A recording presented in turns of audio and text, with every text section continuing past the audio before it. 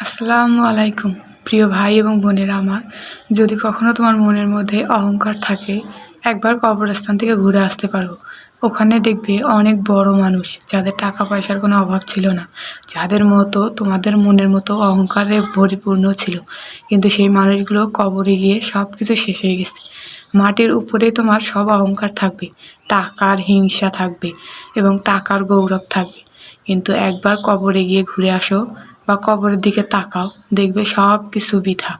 তো অহংকার মানুষকে ধ্বংস করে দেয়, এবং টাকা যার পিছনে ছুটে মানুষ শুধু পাপই করে যায়, আল্লাহকে ভুলে যায়।